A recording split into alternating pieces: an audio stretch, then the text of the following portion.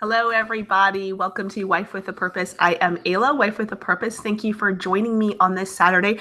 I hope you guys are having a really wonderful weekend, the first weekend of June. I know here where I live, it is getting sunny and beautiful and warm and lovely. And today is my daughter's 6th birthday, so we've been having a lot of fun.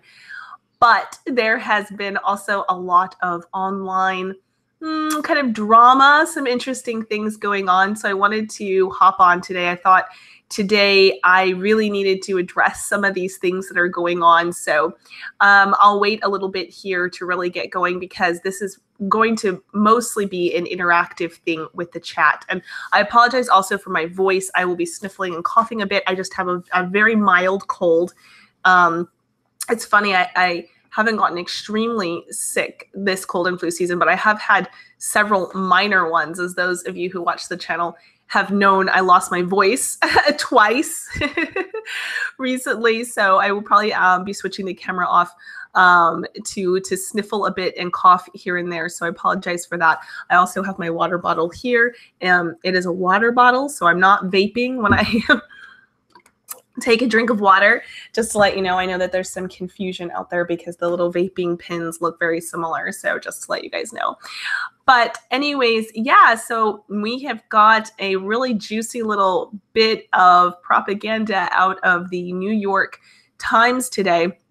An opinion piece by a woman named Annie Kelly. And it's an interesting one. So we're going to be discussing that primarily today. That is the goal of this live stream. So let me hop on over here and see if I can see you guys. Oh, there you are. Hello, everybody. Hi, Lacey Lynn, I see is with us. And Bruno, hello. And Champion of Virtue says, hello. How are you, Ayla? I'm actually doing really well. I never know, when these hit pieces come out, and I've gone through several of them at this point. The last one was, I forget, it was BuzzFeed called me a white supremacist, and it was a month or so ago, 2 months ago. Before that, what was the one before that? I don't know. There's probably been a dozen of them at least in the past year. And they do get easier, I will say that. But this one is interesting because this one in particular, more than any other one that they've done before, has incredibly backfired on them just from me perusing Twitter today, in between my daughter's birthday party and birthday lunch and everything that we were doing today. And I was kind of, checking my phone. It is really, really backfired on them. It's incredible. But we'll get into that in a little bit more. Lacey says, girl, give me like a week and I'll rip this article to shreds. I bet you will. And I'm looking forward to that. You were the first person, Lacey, that I thought of when I read this article. I went, oh my gosh, Lacey's going to have a field day with this. She's going to do really well at tearing this apart. David says vitamin D. Yes, I'm very up on all of the natural remedies. One of the things about me and illness is that I just have a very weak constitution. I have a weak body. I was given a lot of antibiotics as a child back before we knew the how bad that those could be. My mother was a nurse and she didn't know that you can give too much, and she kind of over-treated me. And her intention was very good, but it did weaken my body quite a lot, I do believe. And so I am very up on a lot of the natural health and natural nutrition, and I'm really into a lot of that. And I've been taking colloidal silver, vitamin D, vitamin C, all from whole food sources. Plus I do On Guard beadlets from doTERRA oils. I do a lot of things. So thank you. But yeah, and we recently moved to a new area, and that's kind of just par for the course. When you move to a new area, you kind of just like get all the bugs that you haven't been exposed to in a while. So that's just part of it, I think. These little colds I keep getting. Oh, Resurrection Jose. I tell you, Resurrection Jose, this guy keeps me sane over on Gab. Gab's been getting a little crazy these days, and I've been telling him, Jose, you keep me sane over there. He says, greetings, make it good, kiddo, because I broke away from a very important covfefe between pro and anti Tommy Robinson posts over on BBB's latest video. Oh, blonde in the belly of the beast, sweetheart. Hello, I love you. Okay. Have you seen a pic of Ann Kelly? She is hideous. No surprise. She doesn't want more dating market competition. Oh, well, I'm not. I don't want to cast ad hominem. You know, it's always hard because you never know what the intentions of these people are. And before she put her account on lockdown, so she ended up putting her account on lockdown. I guess I'll probably walk you guys through that a little bit about what my experience with this has been like. But she did I set her account to lockdown as soon as I found her Twitter account and who she was. But for the very little bit that I did scroll through her account, this does not seem like there's two types of leftists, right? Two types of feminists. And one is just the type that has been swept up in the ideology. This is just what they've been taught. And they're just kind of, they really think that they honestly think they're being virtuous when they do these things. And then there is just the bitter, mean, vile people who just honestly are really filled with a lot of hatred and anger. And her timeline, from what I was able to glance at before she set to private, really did make her appear to be the latter, like to be the mean, vindictive kind of person. And I don't want to say that definitively. And I would actually love it if she wanted to message me. I already messaged her over on Twitter before she locked her account. If she wants to message me, I would love to have her on the show. I would love to have a conversation with her, see where she's coming from, why she feels the way that she does, why she would write such a mean-spirited article. And I think this is one of the places where she went really wrong with this piece, is that she was incredibly mean-spirited about it. And not only was she untruthful about her representation of housewives, and particularly the trad wife movement on Twitter and other social media, but she was very mean-spirited about it. And that really came through. And so I know that even a lot of liberal or left-leaning people online, I've been reading their responses to this, and they've had, even from them, some really negative responses and saying, you know, look, I don't agree with these women that you wrote about, but man, like, you know, you were really mean-spirited about this. And there's a difference between giving an opinion, and there's a difference between saying like, I disagree with this ideology of this group of people, and here's why, and just being really nasty. And I think that it came through. I don't think I'm overstepping when I say that it came through to most people that this Annie Kelly was being very nasty.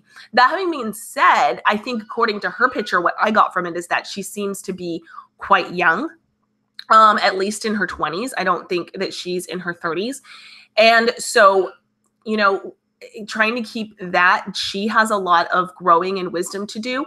That having been said, I'm not going to let her off the hook. She has a public platform, and she's egregiously misused her public platform to lie about people and to attempt to further isolate people, ruin people's lives. And I don't think her intentions were good. Obviously, I don't think that she's just one of these people. She did not come across to me to be one of these people who was simply swept up in the ideology. There was a nastiness, there was a vitriol to what she was doing. And I think that that's really important and I think that it actually worked in our favor for the most part, because that really came through to people. And so I think even a lot of more left-leaning and centrist people who are reading that piece really read it against the grain. They really read it and said, you know, I don't see a problem here. Overwhelmingly on Twitter, and like I said, I've been checking every mention of it that I can find, trying to set the record straight, just honestly trying to steer the conversation as much as I can possibly do from my small platform, because, you know, this is a large platform. This is the New York Times. And I just trying to get as much truth and information out there about trad wives and traditionalism and the trad life movement, at which, you know, I'm a forefront of. Blonde says, you're sweet. I will sling ad homs all day. You know, there is a place for every soldier in a war, you know, and we really are in a war against a lot of these people. A lot of these people are, like I said, misinformed and just kind of ideologically driven, haven't been given a different opinion. But a lot of these people are very vile, nasty people who know what they're doing. They have an agenda and they're trying to carry it out against us. And there is a type of soldier for, you know, for every position in the war. So Blonde, if you're going to be the ad hom girl, then you go with that girl. Let's see. Lacey says, I'm sweet and patient with people. I try my best. I'm actually not. I mean, my first reaction was a lot of outrage. And the first couple of tweets I put out about this last night, I was like, how dare she? How dare she do this to my family? How dare she lie about me? Especially since the information is so obviously available. And if she wants to talk about the white baby challenge, a lot of people consider the white baby challenge to be a racist thing.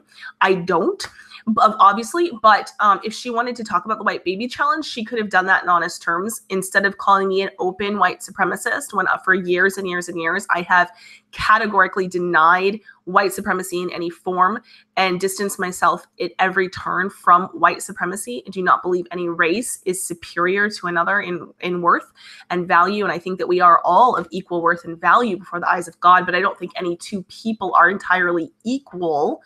Not even identical twins. So, it depends on how you're using terms, but I've been very upfront about this. And in fact, just wrote a long article on my website recently because I was attacked, like I said, I believe about a month ago by BuzzFeed for being an open white supremacist. And it's just absolutely ridiculous, and these are the kind of things that really stir up the lunatic left, the people that have actual mental problems and who stalk and who harass and who, will try to harm people that they believe are Nazis. And this type of dishonesty and lying is very dangerous. So I was very upset.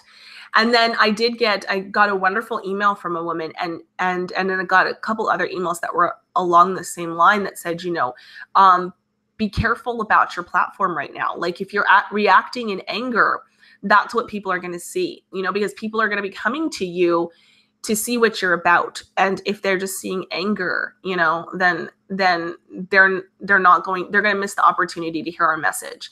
And I was really grateful that those people, took the time to send me that message because like I said, my first reaction was to be angry, especially as a mother, that somebody would put my family in danger for lies like this, just to get a piece published because the supply of actual Nazis does not meet the demand, they have to invent them. And so I said, you know what, that's right. Anger isn't going to get me anywhere. I need to make sure that I'm trying to come at this from a better place and to try to be more patient.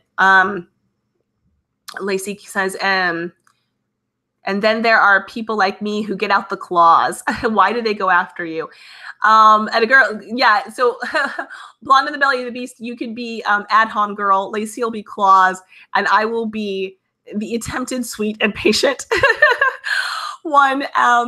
Why do they go after me? It's really strange because there are a lot of other accounts out there that are mother accounts that are more pro-white, I guess, than I am, that say more controversial things, I suppose you could say, out there. And I think that honestly, I have been wondering for over a year why they target me the way that they do. It's absolutely interesting. And a lot of people tell me it's because I'm effective, because I actually live my values. I think a lot of the other trad moms are just getting started or they've just gotten married or they're kind of like their kids are younger or they only have a couple of kids. But I'm kind of really, into this journey, a decade and a half. My oldest will be 15 in 2 weeks. So I'm, a decade and a half into this journey of being a traditional mom. And even when I was more liberal back when I first had my kids, I was never ashamed of my heritage. I was never ashamed of being white, of being ethnically European. And I've always raised them to be very connected to their culture and their roots and their values, not only just their ethnically European culture, but their American culture. And that's always been something that's been really important to me throughout being a mother. So I've kind of a decade and a half into this. And I have 6 kids, and my husband only has a GED. He's not a lawyer, doctor, or anything. So we show that you can do it. You can have a large family. Mom can stay home. You can homeschool. You can be your own person. You can have your own thoughts. I'm not a bot. I'm not a drone.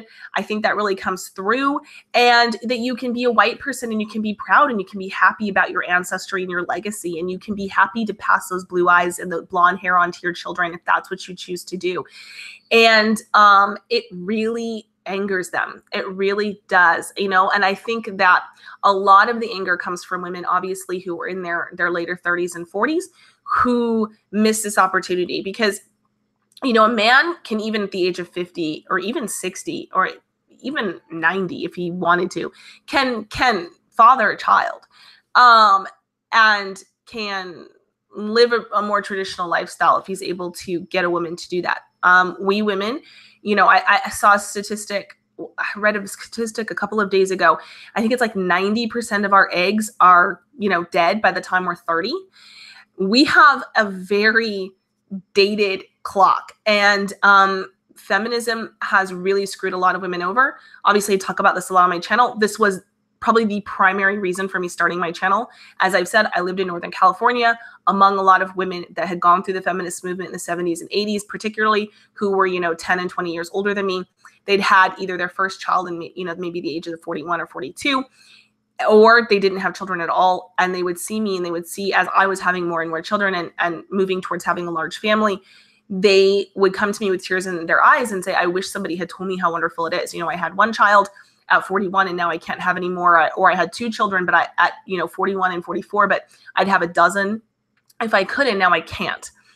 And all of those years that I spent, you know, in my 20s and my 30s running around, going to concerts and belly dancing or whatever it is that women do these days with their time off, going, you know, coffee shops and, I don't know, the mall and whatever. You can tell I don't you can tell I don't have a lot of my own time that I'm running around. Whatever people are doing these days, they spent, you know, the time doing that, and they regret it. And so that I thought, as I saw that there wasn't a counter narrative anymore. You know, when I was growing up, it was presented as you can be a homemaker and a wife, or you can be a career woman, you know, and I think that was kind of the goal of feminism, was to give women the option, which is why I kind of considered myself a feminist early on in my early adult years. But then I saw that the generation, well, not the generation behind me, but, you know, 10 years younger women who were just coming into starting their own families now had never even been given the option. They were told that, just like this hit piece, that being a housewife is white supremacy, you know, that it was equated with something evil and horrible. And of course, now we have popular culture like The Handmaid's Tale and all of that and things like that. Let's see. Let me move on a little bit here and see if there's any more chats. Oh, somebody says she looks 40. She looked young to me. Maybe she isn't. I don't know. Let me see if there's any other little, let's see.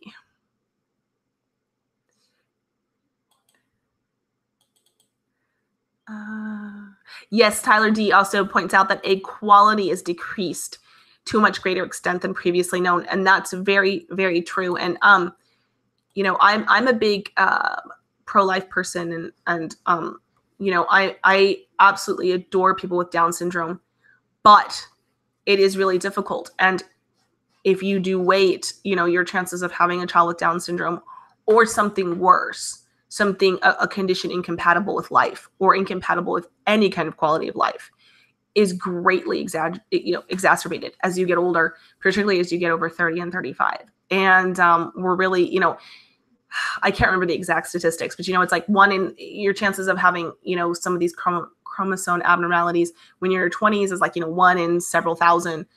And then when you get to be in your 30s and your late 30s, your early 40s, it drops to like, you know, 1 in 100, 1 in 50, sometimes 1 in 20.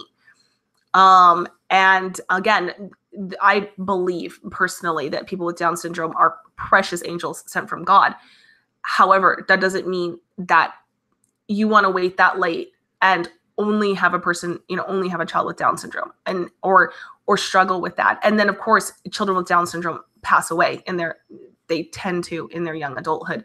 So then you're going to lose that child. And it's just something that you don't want to, if it's something that God chooses for your life to come into your life, then that's one thing. But to like actively pursue that just because you wanted to spend your 20s and your 30s at a Starbucks, it's like, yeah, I don't think it's wise. So, you know, and just not even being able to get pregnant, you know, there's been a lot of celebrity women who've spoken out and said, you know, I was acting all through my 20s and 30s. I finally settled down my late 30s, got married, started trying to have a child, found out, you know, I just could not conceive a baby. It's kind of a use it or lose it thing. You know, women who have had a lot of children, like if I wanted to get pregnant right now at 39, I probably could at the drop of a hat, because I've had 6 kids, and your body kind of keeps working a little better. You know, women who've had large families conceive easier into their 40s, but if you're not using it, the machinery starts to really kind of just expire and break down. Lacey Lynn says the option wasn't presented to me in high school. I was the exception and got a lot of heck for it. Well, good for you for being the exception. Yeah. Blonde says, you're totally right. I'm only going to be able to have 4. And if we started when I was 22, I could have had 8, like Pettibone's mom. Oh my goodness. Isn't Nicole and Brittany Pettibone's mom is an angel on earth. The children she's raised, my goodness, God bless her. She has given such a gift to this world. I'm actually getting teary, getting a little emotional. She's a wonderful person and has wonderful children who are doing so much good for this world. I mean, golly. Yeah, and it's true. And even for myself, you know, I actually started trying to have children when I was 19, and I actually had fertility issues. And that's something else that I've talked about on my channel. If you wait, you don't know what kind of fertility issues you're going to have, even if you're young. And I struggled with fertility issues for 4 years and finally had my first child. I had a miscarriage in between my first and second child. My second child was born 3.5 years after my first child. And I actually really enjoyed the spacing because my older child was still young enough to interact with his little brother, but then he could put on his own shoes. He was potty trained. It seemed like a good spacing. So I intentionally spaced my next one 3 years apart.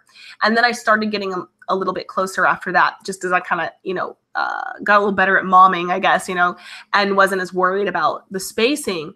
But I look back on it and I think, oh my word, I wish I hadn't spaced them at all. I'm honestly, and I'll just be completely just upfront with you guys, I wish I hadn't used any kind of birth control ever. I wish that I had just accepted the children that God wanted to give me when he wanted to give them to me, because I didn't know that at the age of 37, when I had my last child, that I was going to have some really incredibly risky medical issues come up in my life. And I could have another baby, but I'm taking a lot of risks, and I would be hospitalized for a long time following the birth, and risking a lot of serious complications if I have another baby. And I didn't know that that was going to happen. And so I kind of thought, because I have a lot of friends who've had kids into their early 40s, that I might just kind of keep going into, you know, 42, 44. And now it would be best if I'm done. And so, you know, I'm really blessed with the 6 that I have, and I'm so grateful for them. But if I had it to do over, I would have had more, to be quite honest. It's a blessing. Every child is such a blessing. It's hard to describe.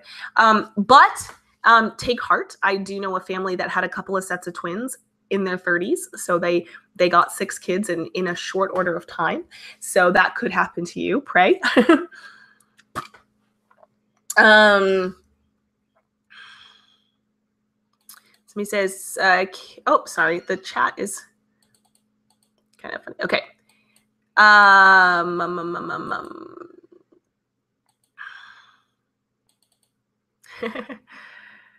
Mark was great on JF's show the other night. When are you going on JF's show, Ayla? Says Sandinsky Lawson. I would love to be on JF's show. I'm kind of trying to chill it a bit with the with working too much. I've actually been working way too much because I've been writing over at Squawker, and now I'm writing over at now my brain is going to leave me. Hold on a second. I'm totally spacing because hold on. I just started newscentralmedia.net. Thank you. I got to remember that. News Central Media. I always want to say Central New Media. I don't know why. Newcentralmedia.net. So I'm going to be writing over there. And I've just been working. Plus, I've been wrapping up the homeschool year. I was talking about this, I think, on my last live stream. And I've just been like crazy busy. So I've been cutting back on the videos. But, so I have been turning people down. But I would do JF. Lauren Rose and JF have been rocking it on that show, The Public Space. If you don't watch that, please do. Go ahead and subscribe. to his channel, Jean-Francois Guérapi, and check it out. He does a show almost every night. Very high quality. He puts a lot of research into it. He brings on amazing guests. Mark was fabulous as always. I always enjoy listening to Mark. I don't always agree with him on everything. I don't agree with anybody 100%. Not even my husband, not even myself from 2 years ago, right? But I always enjoy hearing Mark speak. He has such unique perspectives on things. You just never, honestly, I just kind of never know what I'm going to get with Mark. It's funny because sometimes I'll think, oh, I know how he'll feel about this issue or whatever. And then he surprises me and I'm like, wow, that's so well thought out. He really thinks things through very well. And so does JF and Lauren. They both really do their due diligence. They research things, and they have really sat and thought things through. And I really admire that because that's something that I actually struggle with. I'm kind of a little bit more reactive than that. Like I said, my first reaction to this hit piece article on the Housewives, getting back to that, was to be angry and to be upset, to be like, how dare she lie about me and this sort of thing. But I am always in awe of people who can first sit down and just really think things through and be very cautious about their words and be very thoughtful and very original. You can really tell, sometimes I have a hard time. I get very easily swayed by other people and I have to step away sometimes and go, okay, wait. What do I think? Is that what somebody else thinks? Or is this what I think? And I have to really sit down with myself and kind of parse that out. I can be too agreeable sometimes. And I'm really envious of people who are really solidly of their own mind and really well-reasoned. And both Mark and Lauren and JF all fit that bill so well. And so I always enjoy listening to them. Let me think. So getting back to the Housewives thing. So I heard about it last night. I sent out a couple of tweets saying like, this is outrageous. So I read the article and basically it was saying that the new subculture of the trad wives over on Twitter, and how it had interviewed, this woman had interviewed one of the trad wives, and she had said things like she wanted her children to look like her, and she's teaching her kids about her values and her heritage. And then it had referenced me and of course the white baby challenge. And if you don't know about the white baby challenge, there was a couple of instances last year. So Christmas of 2 years ago, there was that professor, I can't remember his name off the top of my head, who said all he wanted for Christmas was white genocide. And I actually gave birth to my sixth baby the day after Christmas. And so I had tweeted out like, haha, not today. 6 white babies, at least in this family, white people aren't going anywhere. And that a couple of months later, was it Steve King, the senator or congressman, now I'm forgetting, I believe he's a senator, had said something about you can't rebuild your country with someone else's babies. And that was something that even when I was on the left that I advocated for, when the Chinese moved into Tibet and we're taking them over and we're outbreeding them, I had a free Tibet sticker on the back of my car. I was boycotting China because it's not right. And the same thing for European countries where ethnic British people are now a minority in their capital city of London. And this was a concern for me. And so I had written a tongue-in-cheek tweet that said, I'm issuing a white baby challenge. I've had 6 match or beat me. It was mostly just to my followers who know my sense of humor. It was, but the tweet went viral because it was considered white supremacist for a white woman to suggest that white people should have children. And, but it was also, I was trying to, in a joking and funny and kind of humorous and light way, bring attention to the fact that in 300 years, demographically, there will be no more white people. Our birth rates are so low such that there will not be any more white people. And we white people need to get on the having of babies if we want to continue the legacy that our ancestors have handed us. So there was that. And so I'm considered a racist for that, for encouraging white people to have babies.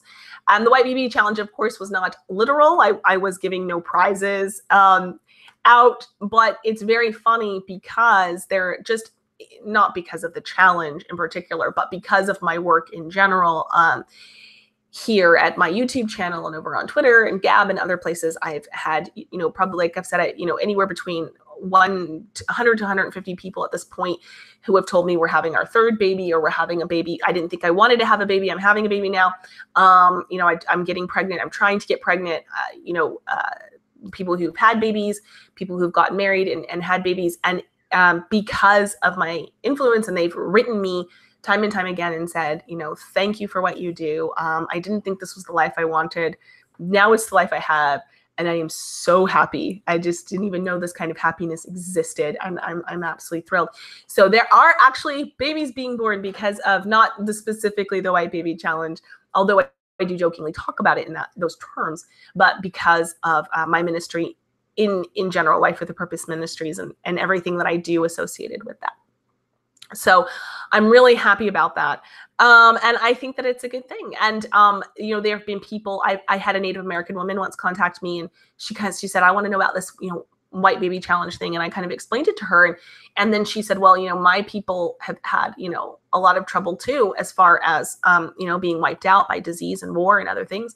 And she says, should I start a Native American Baby Challenge? And I said, go for it. I think all people have the right to perpetuate their people, their legacy, their ancestry, their heritage. It's actually quite amazing the amount of hate that stirs in people. It's still shocking to me. But at any rate, so she had referenced that. And then she had said that I'm an open white supremacist, which is just categorically untrue. As I said before, I'm not a white supremacist of any kind. In fact, I've often talked about how I'm not a white supremacist. In fact, I just thought, and most of you know this, I think I will go ahead and do a little screen sharing here. And we are going to hop on over to my little article here that I wrote about it over on my blog, wifewithapurpose.com, on my website. I typed this up last night very quickly, and then I went back and re-edited a little bit this morning. But this is the link I've been sharing out all over Twitter to kind of get the story out here. Annie Kelly at the New York Times lied about traditional moms and Wife with a Purpose. So for you that haven't heard of the article, the headline is "The Housewives of White Supremacy. They bake, they blog, they have babies to perpetuate the survival of their race, their trad wives." And so what is hilarious about this is like, okay, they have babies to perpetuate the survival of their race. No duh.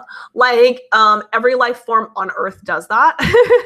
Like, literally, for the survival of their species or their race. Or, it's funny too, because like when a species is endangered, like, we humans will get involved and we'll like have, selective breeding, things for them. Of course, I'm not advocating that for human beings.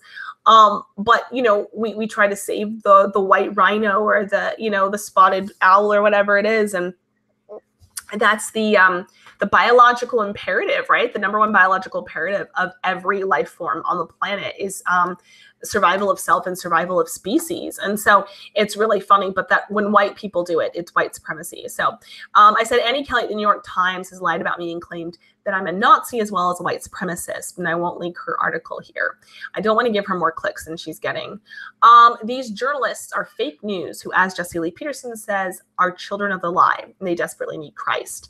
It's absolutely outrageous that Miss Kelly, don't want to call her Mrs., would make such a claim. I've never claimed whites are superior. I'm not a National Socialist or a Nazi. In fact, I have a long history on social media proving I am not a Nazi or white supremacist. And this is the article I believe that I wrote when Jared Holt, I think it was. No, this was BuzzFeed. Ben Smith. I get Ben Smith and Jared Holt mixed up all the time. They don't need to live in my head anyway, so that's fine with me. So yeah, and I won't read this whole one, but he said that, that I was a white supremacist, blah, blah, blah. And I showed that, throughout the years, these are tweets going back years, over the years, that trad life, I've always talked about how it strengthens all communities. It's the best choice anyone can make. Work hard, take care of your family, go to church. It helps all people reach their full potential as people of children of God. That it isn't race-based, that all people, all communities operate at their peak with traditional gender roles, families, and faith.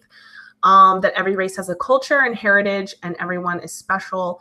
Each one is worth preserving. And I know some people don't agree with me on that, and that's fine. But I really do believe that, because I am a Christian woman, and I do believe that our races and our heritages and our cultures were given to us by God. I do believe that God created all of this beautiful diversity that we find in our world, and each one is unique and beautiful. That does not mean that every single practice within each one of them is unique and beautiful. Obviously, when white people were doing the burning times and were burning young girls as witches because they had ergot poisoning or something like this, that was not the highlight of our culture.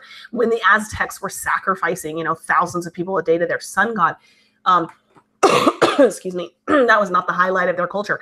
That isn't to say that every single thing that a culture has done ever in their history is perfect and wonderful.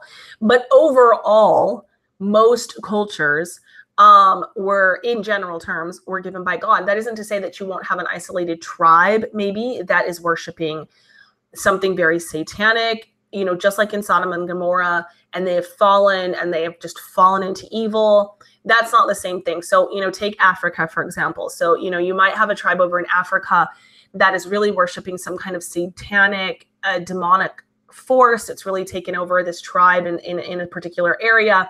And they're practicing cannibalism, or human sacrifice of some sort, or infant sacrifice, or like any of these things. And that doesn't mean that all of African culture is bad, right? There is wonderful and beautiful things within African culture. So that's what I mean, just to clarify for that. But so white people, we have a culture. We have a European culture, just as Asians have an Asian culture, and Blacks and Africans have Black and African culture. And then I went on just to show, I had to pick a couple of select pictures that didn't show my kids' faces, or showed their faces when they were so young that you wouldn't recognize them anymore, or images that were already doxed online. But anyways, so I just grabbed a couple, and people who followed me for a long time know that I have non-white family, obviously not by blood, but by marriage and cousins and so forth, and adopted family. And I love them very much. And it really upsets me that people would claim that I'm a white supremacist, and when I have a long history of not being a white supremacist. And so anyways, I went ahead and linked that. And the only reason is just, honestly, I'm giving a legal trail here at this point with people like Ben Smith and Jared Holt and this Annie Kelly. People say, why are you so defensive? Just ignore them when they call you white supremacist. But no, when I can show, there was another one from Salt Lake Tribune a little while back who called me a white supremacist, or called me, he said I promoted segregation. I have a video on him, and now I can't remember his name off the top of my head. But at any rate, and I did a video proving that he had actually gone on my website, and he had taken things from the beginning of an article and the end of an article and completely ignored the middle, where I made my views completely clear that I'm not a white supremacist. I'm not for segregation. I'm not for legally enforced segregation of any kind. I'm for free association, of course, but not any kind of legally forced segregation. And I'm for free association of all people. And at any rate, and I showed that he was well aware that I was not pro-segregation, but that he just lied. And so what I am, if the courts ever come back in our favor, is that I'm laying down here a trail whereby they cannot say that they were uninformed. They are informed. I have tweeted this to them. They have seen it. There's a picture. Those are my, I call them my ends. So that's my oldest and my youngest. My youngest, the first year and a half almost of his life, he had some really bad eczema. That's a little bit of his eczema you can see right there. This is the very end of it, though. I'm happy to report it is pretty much gone. He has like the smallest little dot on his cheek now, and we're so happy about it, but that's just an aside. Anyways, these are mine. So this guy here, if you can believe it, 6'1", huge, man-child, is going to be 15 in 2 weeks, and this is my little baby. And they're good friends. So it boggles my mind how these people could lie like this about me and place my family in danger over and over again for clickbait. And there's essentially nothing legally I can do about it, especially with this one, because she wrote it as an opinion piece. We must stand up to these people. We must pray for them and pray for God's protection against them. They have taken everything normal and healthy and labeled it Nazism and white supremacy. Ideally, the police and legal system need to get involved. And I say this with all thought and caution. This is not something that I've actually publicly really called for in the past, but considering what's happened to me in the past year, and then really what broke, when it happened to me, it was like, okay, this is wrong. It's unethical. It's immoral. There are illegal things happening here. But the two straws that broke the camel's back for me recently were Andrew Dodson, who committed suicide after having been doxxed by a radical Twitter leftist. And then also, of course, most people are familiar with Amy Meck, who was recently doxxed. They've gone after her family, her brother, her sister-in-law, their business. They got her husband fired. I mean, they're just amping up. It's not enough. It used to be, you would personally get fired, if you did something like this. That you were caught being pro-white or whatever, you'd get fired from your job. But now they're going after spouses, they're going after parents, they're going after in-laws. It's absolutely insane. They're completely, this one journalist, the Luke O'Brien character from Huffington Post, who went over after Amy Meck, and I have an article that a traditional guy wrote for me on my website. That's the latest article over there about the Amy Meck situation. But that guy, he contacted people that lived in her building. It was stalking. It was absolute stalking. And the police at that point, the police, the FBI, they need to get involved, because this is no longer a journalist. When people are doing things like they did to Andrew Dodson, where they stalked and humiliated and harassed him, he wasn't even alt-right. He just showed up at the rally to see what it was about. And they doxed and stalked and harassed him harassed somebody with mental illness until he committed suicide. It's absolutely outrageous. And then, of course, the Amy Meck situation is just disgusting. And so this is why I'm actually, I'm very libertarian as far as the law goes. I don't want a lot of laws, but I do think that the laws we already have on the books against stalking and harassment and violent behavior, they're already on the books. We need to start enforcing them against journalists. Journalists don't get a free pass because they're journalists. And so then I updated a copy. This is a letter that I sent. And so when I first heard about this article, somebody gave me the contact information for this Annie Kelly person, and it turned out to be the wrong Annie Kelly. It was an Annie Kelly that writes for The Guardian and not the Annie Kelly that wrote for the New York Times, which I prolifically apologize to the other Annie Kelly. I'm very sorry. I'm still very sorry if you happen to watch this, that we had your wrong information. But we did. I got the right Twitter account for the right Annie Kelly, and I sent her this email on her. I direct messaged this to her, and right after, she immediately took her account private. So I said, "Dear Ms. Kelly, I was recently the subject of your op-ed in New York Times regarding traditional mothers on Twitter. I was shocked and saddened that you chose to label me a white supremacist and a Nazi. I am, in fact, none of these things. I've gone on record hundreds of times on YouTube and interviews, social media, made my views extremely clear. I do not believe whites are superior in any way. A simple Google search for Wife with a Purpose would have brought you to my website, where my beliefs are clearly laid out. I'm not a Nazi. I'm not a National Socialist. I firmly believe that all human beings are of equal worth in the eyes of God. I am simply a happy Christian homemaker who is not ashamed of my heritage, my culture, and my ancestors. And I believe that all races and people should feel positively about their heritage, culture, and ancestors. These beliefs are well documented. You may not agree with traditional womanhood or motherhood, but that does not give you the right to lie about me and place my family in danger. Your actions embolden mentally ill people who have threatened my family and my children. I'm writing to ask you to please remove the terms white supremacist and Nazi from the article you have written about me. For proof of my beliefs, I have included links with evidence going back years. Here is a recent piece from my website featuring tweets I've made over the years about all races being equal in the eyes of God. It also features pictures of my children playing with their friends and family who come from all different ethnic backgrounds. Here's a brief introduction to my YouTube channel explaining what I'm about. I am not alt-right. All of this information on me is easily available. It is unethical to write falsehoods about me that place my family in danger. I would like a correction and a retraction printed immediately. Sincerely." So, I'm not holding my breath, but I have said my piece. Let me see here. Let me get back. Where is it? There we go. Get back to going off the screen share. And I will come over here and look at your comments.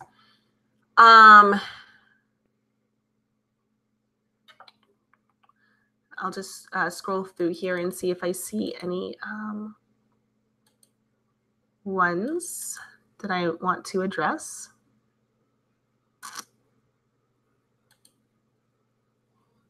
There is somebody in the chat who claims to be a legitimate white supremacist.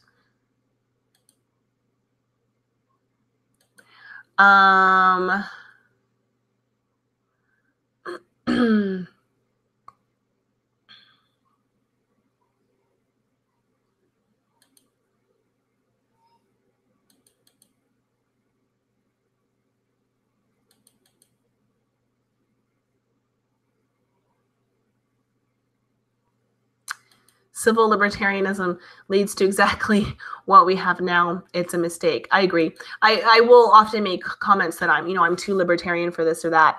That just kind of means that I'm not, I'm libertarian in the sense that a lot of white people are very libertarian. We tend not to like a lot of laws. I kind of started calling myself like a Viking monarchist.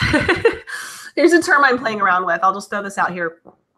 So Viking monarchist means that what I would want ideally is I want a ruling power that comes from the elite. So people that have proven themselves to be mentally, physically, and spiritually the best of the best. And I want them to live in a nice place where they can focus on securing the borders of my nation and national defense. And other than that, I want them to leave me and my farm alone unless the borders need defending, and then come grab me or grab my husband and sons, I should say. Or if there is some kind of like pestilence, plague, and we need to go outside of our nation and, I don't know, farm or do something, whatever. So I'm kind of calling that. So I don't know, a lot of people who might be familiar kind of with the way Viking society used to work is that's kind of, you would have your chief or whatever, and he was kind of like the protector of your area. I'm not for the Viking raids, obviously, but, basically substitute raiding for protecting the borders, and that's kind of, so I'm kind of playing with this idea of Viking monarchist, which is very close to a libertarian. It's kind of like a libertarian monarchist. I don't know.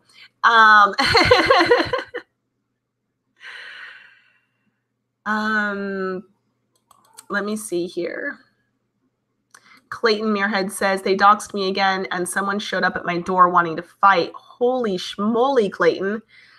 My gracious. I'm not going to go into great detail about the situations that I've had at my personal residence, but I have had situations. And, but people know that I'm armed and that I can shoot. So they can come say hello to my little friend. Let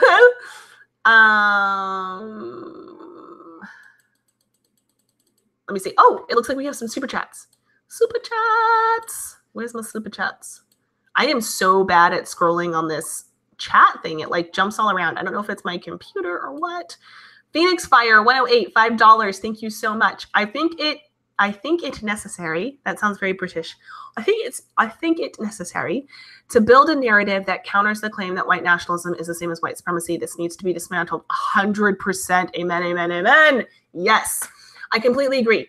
And I've tried to tackle that a little bit. I mean, gosh, I'm just one person and they just kind of bowl over me. But I have tried to articulate the difference between that. And I've said that for America, I'm a majority white nationalist. In that, I believe that America has every right to stay majority white. And I don't see there's any problem with that. And I am totally for Europe staying ethnically European. So I'm a nationalist. I'm a nationalist for everybody. Africa should stay African. China should stay Chinese. Tibet should stay Tibetan. It's actually a belief system I picked up when I was a leftist. And they're just going to have to live with me being like that. Oh my goodness. Curzon 7920 Australian, whatever you guys have in Australia. I don't know what they are.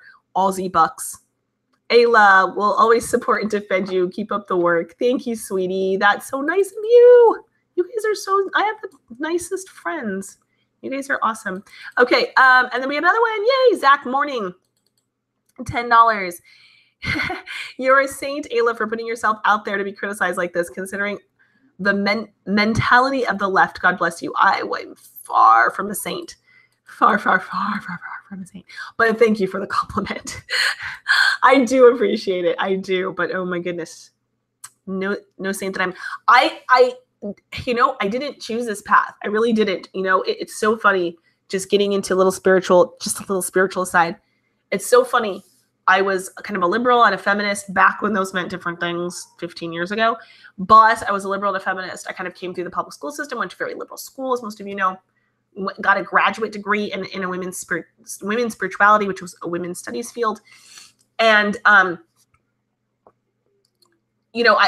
just kind of, bought the line that I was fed and until I saw differently and started to wake up, various things that happened in my life and became a conservative. But it's really interesting because, my undergraduate degree ended up being in German with the minor in anthropology, and then women's spirituality is a combination of like women's studies, anthropology, and theology. And that's like from a women's perspective, looking at women in culture and religion and so forth. And so it ended up being like crazy perfect for what I do now. And then when I started homeschooling, we started using the Waldorf method. So I'm really familiar with a lot of Rudolf Steiner and his work, and a lot of Catholic traditions, which greatly informed, how I've raised my children. And so it's been really fascinating. And then, of course, having the Mormon background in my life, the family history and the importance of family history and ancestry. It's really amazing because I look at my life and it feels really hodgepodge and kind of like I'm like, well, I did this for a while, I did that for a while. And then I look at it and it's like, no, God was like, okay, here's this education in this education in this, excuse me, in this and this and this. And then it's like, it all came together. And I realized when I started tweeting about this and started my YouTube channel, I was getting attention for what I was doing. I was like, wow, people actually want to hear what I have to say. And it's making a difference. People are emailing me. They're telling me how their lives have changed. And I'm like, okay. So then when I got doxxed, the first time it was like, okay, I can either run away and hide or I can stand firm and keep doing this. And I just really prayed about it a lot. And there are times that I go to God and I'm like, God, can I just quit? Sometimes this is really hard. But I really, God keeps telling me not to quit, basically. And so, yeah, it's not even me. It's not me. It's not my patience. It's not my wisdom. None of it. This is 100% God. And he is just like using me how he wants to use me.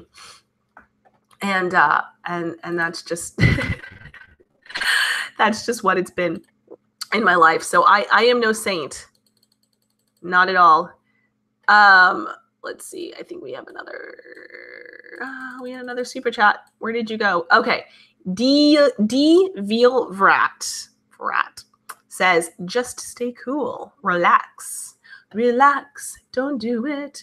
Where you gonna go to it? Frankie says, relax. Okay.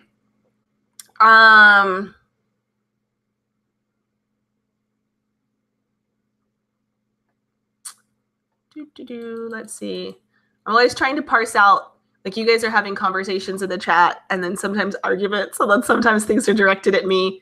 Try to tag me if it's directed at me.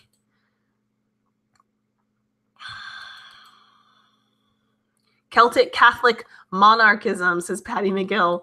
Yes. Catholic fascism win? No, that's just, it's a funny meme. It's a joke. It's a joke. I'm totally joking.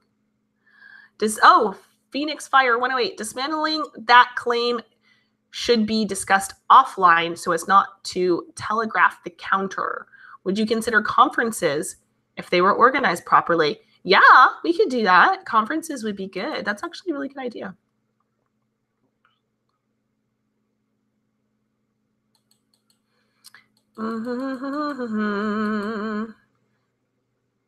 Jose says, you didn't hear it from me, but I'll assume you know what that old 80s chestnut is referring to. Oh, the relax? I actually don't know. Is it something dirty? It's probably something horrible, isn't it? Everything in my childhood. I went back. Sometimes I go back and watch those old 80s sitcoms, and sometimes they're fabulous, and then sometimes they're like really bad. One that I loved when I was a kid, because I had a total crush on Michael J. Fox, was Family Ties. And I've gone back and tried to watch that, and I'm like, this is total leftist indoctrination, bullcrap propaganda. Like, I can't even watch it. It's horrible. Absolutely horrible. So that's probably, Frankie says relax is probably something horrible. Clayton says, I need a few weeks, but I want to get with you about a larger project. I know you're crazy busy. I'm always crazy busy, but throw your projects at me and we'll see what sticks. That's just kind of, that's my motto right now. Crusader Girl, 17 with $5. Thank you so much. You are the best. I love watching your videos. We have so much in common as far as interests and beliefs. You have done so much good for all of us. Thank you, sweetie. Oh my goodness. You're going to make me cry. I'm seriously going to cry. Sorry. I am the quintessential emotional woman. Like, I am incredibly emotional. You're very kind. I appreciate that. You know, and that's the thing. I have come across so many women out there who have messaged me, and I have even come across, when I very first started, there was a woman who actually went to my same graduate school program, but she went a few years before. Now, back when we were in it, it was in the Mission District, San Francisco, New College, California. The most liberalist libby that you could ever, like, degree you could ever get. It was like not even a real degree. In fact, that was one of the things that red pilled me. I was like, you guys aren't even doing any research. Like, this is just crazy. I should say some people were doing research. I don't want to, some people were doing dancing and calling it research, and some people were doing actual anthropological work. So let me just say that. However, there was like far too many of the people that are just like, I want to offer you my palm as a sign of friendship. And that was like their thesis. I'm like, no, you can't do that. Anyway, there was a lot of modern art-esque arguments going on in there. And then there were some people that were doing legit art. Do you know what I mean? Like, there's a difference. Anyway, but it was the most liberal institute you could ever imagine. And she'd gone through it too, and she'd actually come out on the other side like I did, red pilled on so many liberal issues. And she was like, oh my gosh, I had the same experience. And she actually, this time I heard she was writing a book about her experience, but I haven't heard from her in a couple of years. So Herman Salza says, wife for the purpose, ski trip next winter. Oh my goodness. I've never skied in my life. My parents took me on a ski trip once, and I got sick. Got a sore throat. I got a cold. I get a lot of colds. And so I spent the time in the lodge drinking hot chocolate. So I've never skied. So it'll probably be really funny, because I'm also really bad at stuff like physical stuff the first time. And I giggle a lot. I'm really that type of girl. So unless you're not annoyed by that, watching me ski for the first time would probably be pretty annoying. I would be screaming and giggling, and it would probably be a mess. I'd be falling all over myself. Okay. I thought I saw another super chat come across, and now I'm having a hard time seeing it. Where did it go? Oh, Lacey Lynn.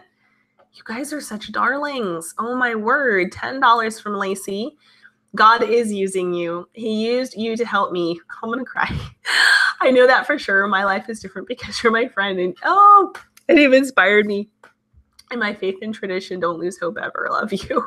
I love you too, Lacey. Oh my gosh. I'm going to lose it. Oh my gosh. It's a good thing I had my tissue here because of my drippy nose. I should probably turn the camera off. Oh my. Okay. Let me get it together.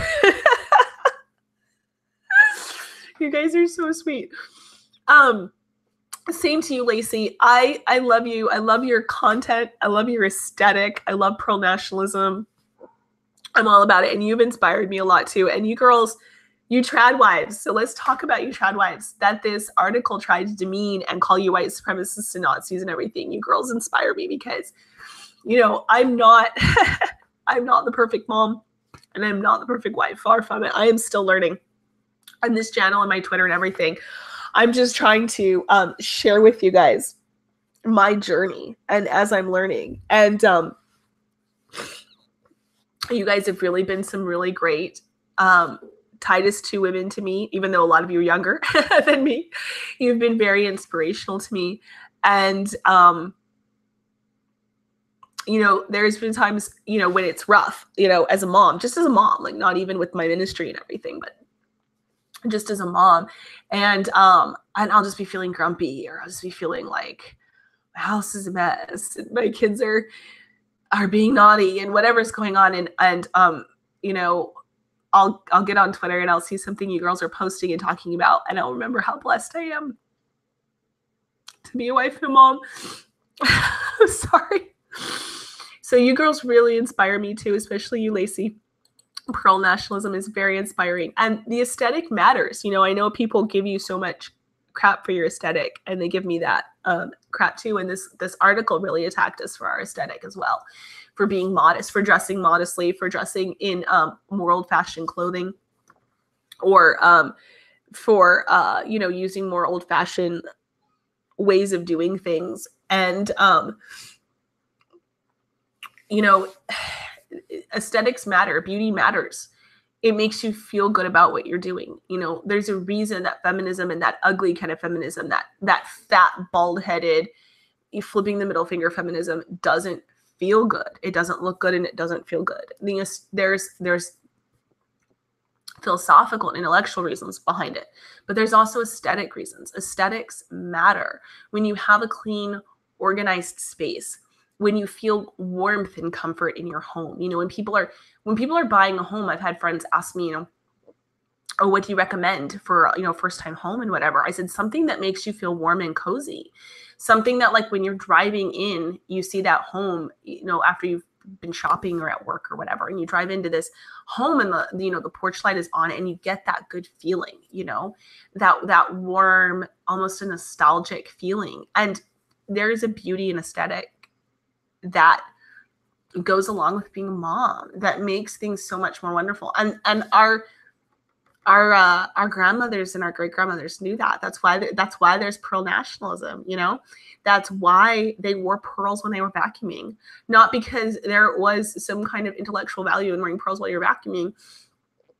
It was the aesthetic. They felt like ladies. They felt beautiful. You know, those were probably necklaces that their husbands had saved up for, their fathers had. You know, there's so many beautiful stories of husbands, you know, skipping lunch at work every day for like a year to save up to buy their wives something back in the 1950s. And this is another thing that upsets me about this Housewives article, is it's part of this propaganda from the left to pretend that the 1950s and beforehand weren't, that they didn't exist, that women were being abused and mistreated, that these men ruled over them, the patriarchy and all of this falsehood. These men were devoted to these women. And, you know, of course, there were isolated incidences of abuse, and there still are. There's always going to be bad people in any culture, in any circumstance, at any time in history. But most of these men were devoted to their wives.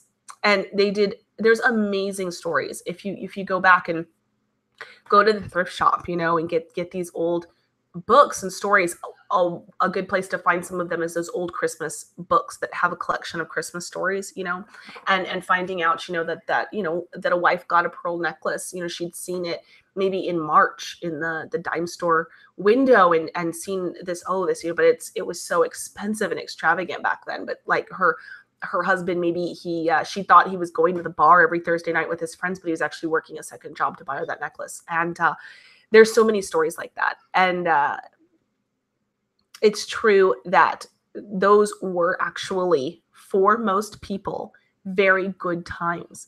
Not for all people. You know, obviously, like I said, there's bad people in every place, time in history, in culture. But in general, the 1950s and before that, men and women work together in such a beautiful way. And it really was a beautiful thing. And they're just lying. Things like this are saying that we're hearkening back to an aesthetic about something that never existed. It did exist. It literally existed. Men loved their wives. Wives were devoted to their husbands. Children were happy and played outside. Grandma came over and baked cookies. This world existed. And it was a world that it existed just so recently ago. We can literally touch it. You can go to your grandmother, go to your great grandmother if she's still alive, go to an old folks home, talk to somebody who's 90, talk to them about what it was like growing up. 99.9% of the time, you are going to get some amazing stories of love and devotion, such as you've never heard. And I think that it's important. This is why one of the things that I do on this channel, and I wish I could do more of it, but I just can't find enough people, are the elder interviews. My baby's out there playing. I guess you probably can hear him screaming. The elder interviews, because they are literally trying to erase our history. They're trying to pretend like this didn't happen, that these men were like mass beating their wives. These wives were unhappy while they were in the kitchen baking cookies for their kids, and it's ridiculous. Okay. Let's see here. Trying to work my chat again. It doesn't scroll the way I want it to. Where did I leave off? It jumped me down to the beginning, so now I'm trying to get back to where I was.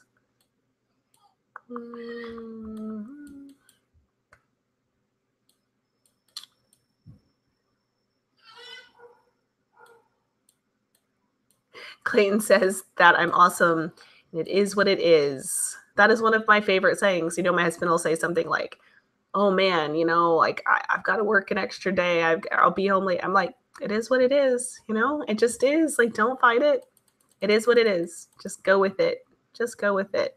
Life is what it is. Don't struggle too hard against it. Okay.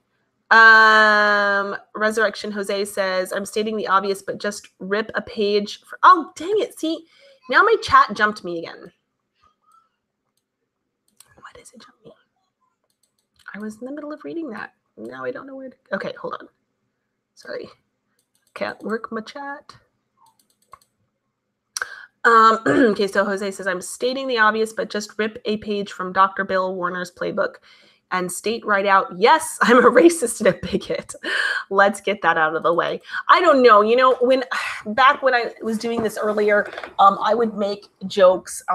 One of the jokes I made once when I took a break from Twitter, back when I had, this was a couple years ago, I was pregnant with my baby. And I took like a 3-4 month break. And I know I had like 12,000 followers or something. It was, my account was still little. And I got back on, and I made some jokes about Hugo Boss Nazi uniforms, you know, being really, really, you know, they had nice uniforms. They did have nice uniforms. I used to make Nazi jokes and kind of like go with it or whatever. But, you know, I'm trying. The thing is that the left has stolen all humor, right? And the other thing is, I can't make jokes like that anymore. Be like, oh yeah, we're white supremacists. I have to really counter it, but also I can't just say, yes, I'm a racist and a bigot, you know, in a way to, not because it's true, but in a way to just rip on them, like you say, because I have children, you know, and that gets attached to them. And I need to just be, there's all kinds of different soldiers in this war, and I just need to be authentic. I just need to be real, you know, that's why I don't, you know, I've never tried to hide my liberal past, or the fact that I was a liberal and that I have women's studies degree and all of this, you know, what would be a little embarrassing. You know, I would love to just pretend like it didn't happen. And I've just always been a trad wife. I've just always been this smart and woke, right? But no, I just feel like I've always felt very called by the Holy Spirit to be really authentic in what I do, that's what's needed. And so, yeah, so that's not what I'm not going to do my playbook that way, but y'all do what you want to do. We're all different soldiers. Oh, Simply Joe says, you and Lacey are the only women outside of me I want my daughter to look to. And she does. Thank you. You made me cry again. Okay, hold on. I'm going to hold it together. I'm not going to cry. And that's so important. And you know, and the same with my daughter. She's 6. And there's like Stell Bell and Lacey and some of these really wonderful women. There's also Girl Defined Ministries. And now they're not pro-white in any sense, but they're Christians, evangelical Christian girls, gorgeous girls. They're both former models, and just really, really great. They talk about modesty and about courtship and all these wonderful things. And my daughter right now, she's only 6. So she's not really into like the boy talk or any of that, like how to deal with boys. But she does just love like the fashion advice and the modest fashion tips and So I highly recommend Girl Defined Ministries. And again, these girls are just really beautiful. And so it's nice to have some like really beautiful women that are just so godly and so Christ-centered that my daughter can look up to. Another thing that I use, and again, it's evangelical resource, but even if you're Catholic or Mormon, I recommend it. And even if you're pagan, I mean, just the images, is The King's Blooming Rose. And if you just Google that, it's a magazine and it's gorgeous and it's put out by some very conservative stay-at-home daughters. And the pictures are lovely. And it's all about homemaking and being a homemaker and training and about cooking and about honoring your parents and loving your siblings, like authentically loving your siblings, which is something that's not taught to children anymore. So I recommend those also for things to look up to. Let's see. Curzon79 says, Wife with a Purpose. God has used Wife with a Purpose to help me too, for sure. My life is different too because of meeting Ayla. Yes, I'm crying too. Oh my goodness, you guys are all so sweet. Okay,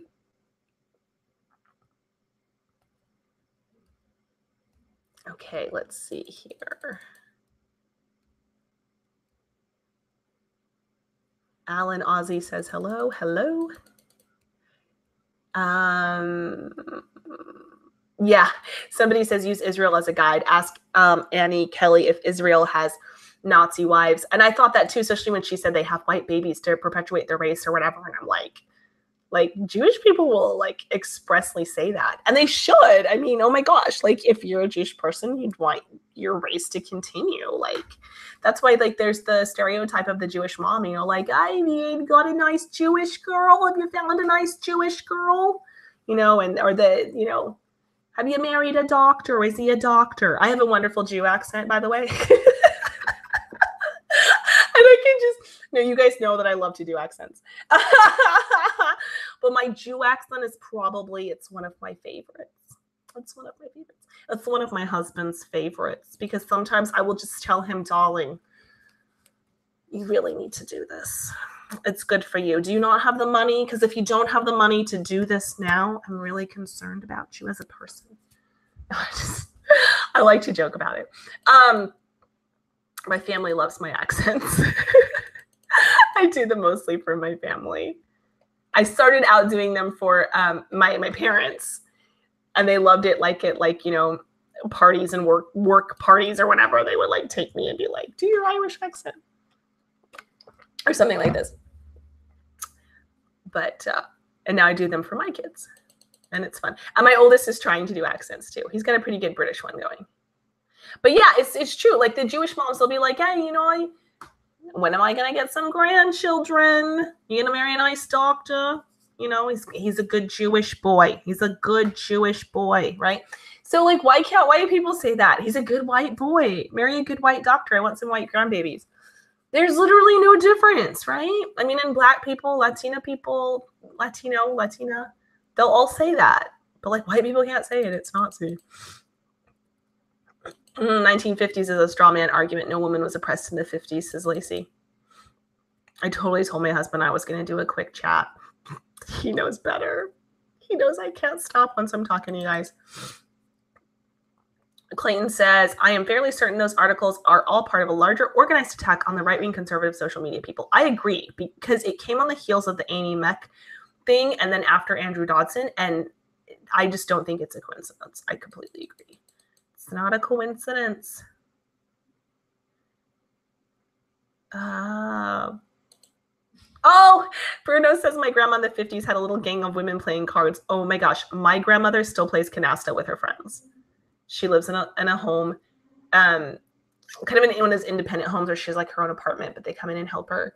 And her and the girls, they play canasta. They like the canasta. My grandma's from Maryland, from the DC area, so she's kind of got a little bit of that Boston kind of an accent. She says canasta. My husband, Simply Joe says my husband's grandparents in their 80s and married 65 years. Oh, beautiful. They're such amazing people, she says. And I would agree. I don't even know them, Simply Joe, but I completely agree with you. Spoiler alert says lots of mestizos are housewives. No problem there. Yeah, like Latina culture is very traditional. You know, it kind of, you get one extreme or the other. You know, obviously there's the non-traditional ones, but man, yes, Latina girls, the cook and clean for you and be so sweet and kind and loving, and nobody has a problem with that. Nobody has a problem with, they're not the Latina supremacist housewives, right? No, it's not happening. Okay.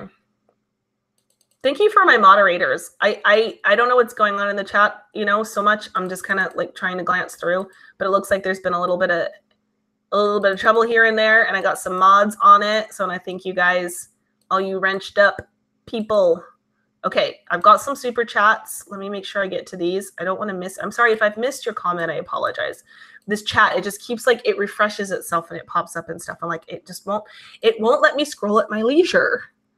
Okay, it's so, okay, Charles the Hammer. Hello, Charles. You know I love you. It's so misleading to say that you're a white supremacist when you are totally on record as being for the flourishing of all peoples. Exactly. And thank you for the $5. You are a sweetheart. I really appreciate it. Charles the Hammer and I go way back. A couple of years now. He's good people. My middle daughter, Clayton says my middle daughter can do a perfect Irish accent that even fools Irish people. Well done. She's got a good one, has she? We should have an Irish accent off, right? Okay. Once I start my accents too, like I can't stop. I'm obnoxious that way. Okay. Marry a nice Catholic girl, says Patty McGinn. That would be a good one for the Irish accent. Marry a nice Catholic girl. Is she Irish? Is she Irish Catholic? Did she vote? Did she vote no or did she vote yes? John Goros, $10, no comment. Thank you for that.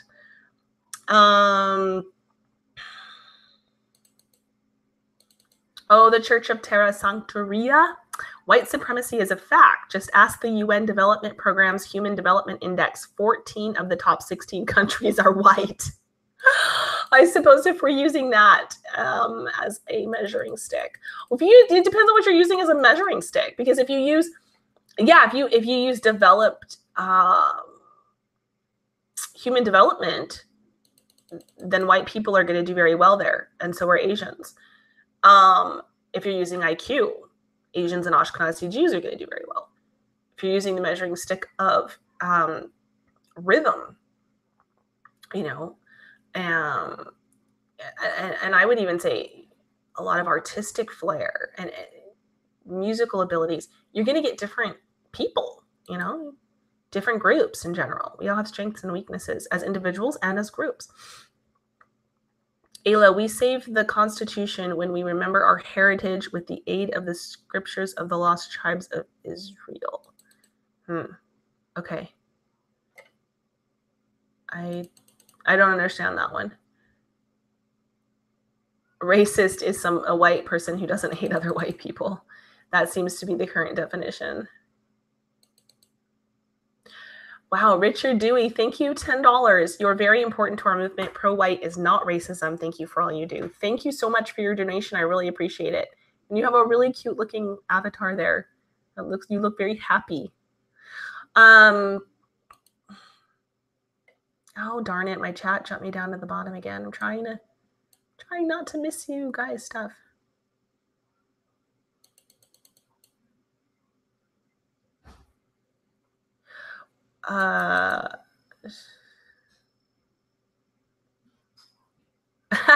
Clayton says his daughter tells people, I'm from Belfast. Where are you coming from, mate? I don't think I could fool an Irish person. Mine's just a party trick. Your daughter sounds awesome. I know a thing or two about Latino culture, says Jose. Jose. He knows a thing about Latino culture. He is an authentic Latino. A word I or my family use to describe ourselves and prefer Hispanic. but it depends on what sort of Latinas you have in mind. Exactly, because you do. You get like the really, there's some very, it's the same with a lot of cultures. You get very degenerate people, you get very traditional people.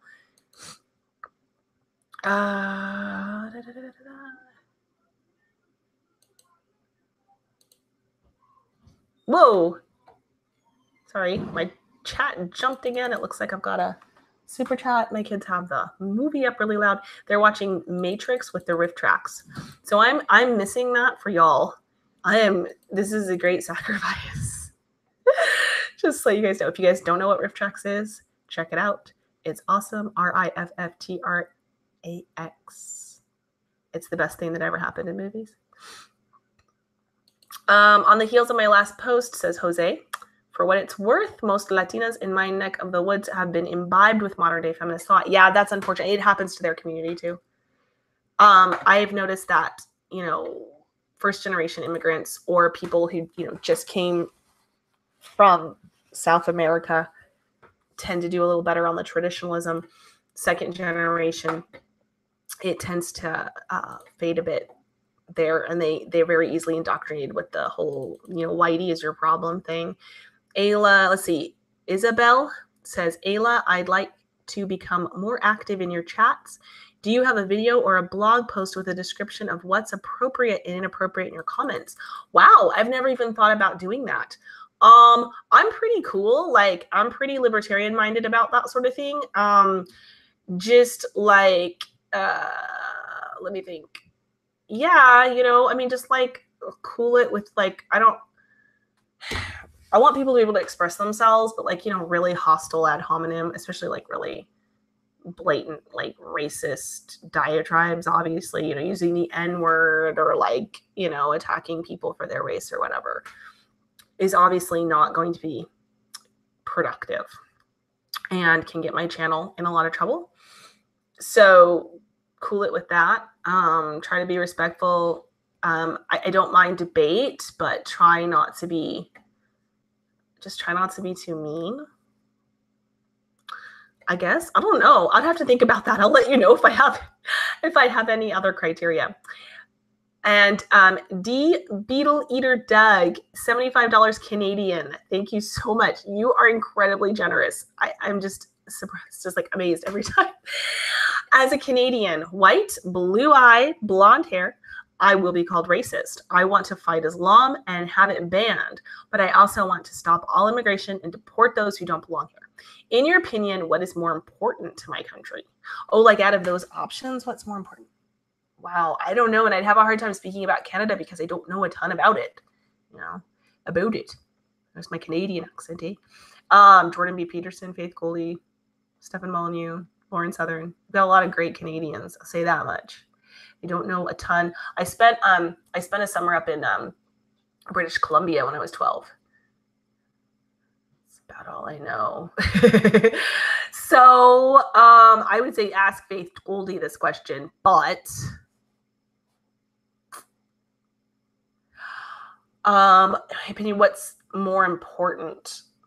I would say stopping immigration, because Canada's like the #1 immigration country right now. Like, you guys are just like flooded. You got to shut it down. You just got to shut it down, and you got to get rid of illegals. And I think that's the same for all the countries right now. America, Germany, England, just shut it down. Shut your borders down completely. Shut it down completely. Put some of that like stuff in the cracks. You can see I do construction, right? Some of that little like glue stuff, so it's all like watertight. Put some varnish on that border. I want it airtight, no leaks. And then start deporting illegals, and then assimilate the people that you have there legally to white Christian culture. Whether or not they're white and Christian doesn't mean that you force people to go to church or anything, but you say, hey, look, Christmas is a federal holiday because we are a Christian culture. Okay, so that's what's happening. You can do what you want on December 25th. You don't have to go to church, but banks are closed. That's that kind of thing. Enforce the white Christian culture and say, we are a white Christian culture. You don't like it, you can go home. You have another place to go.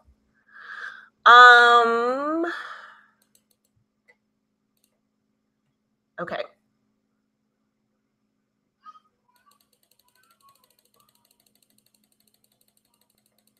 Oh, I'm missing a ton of your comments, guys. I'm sorry. My chat is jumping all around.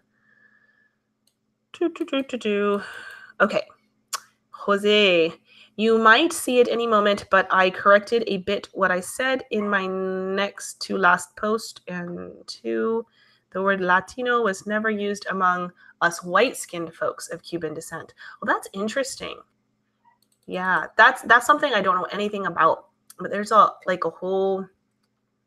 whole cultural thing going on there, isn't there?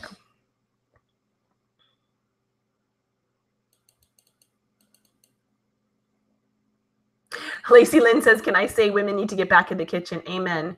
We welcome pretty much just about any kind of misogynistic comments. No, I'm kidding. Yeah, I'm telling women they need to get back in the kitchen. I agree 100%. We're happy there, by and large. But yeah, don't advocate wife beating. There's just a line that we all, I think, can pretty much figure out.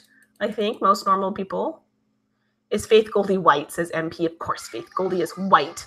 She's Slavic and Greek and well-tanned because she is a gorgeous human being who takes care of her skin. Patty McGill says the answer to racism is Catholicism. Illegal aliens. Christ can solve any problems, says Patty McGill. Agreed. 100%. Spoiler alert, $2. Thank you. Your Jewish accent equals a Brooklyn Jewish accent. Yeah, it's a little bit Long Island. I think I have some Jewish family by marriage, not by blood, that are from Long Island, and they don't talk really like this, but I somehow picked it up. I don't know, but it's my Jewish accent. All right.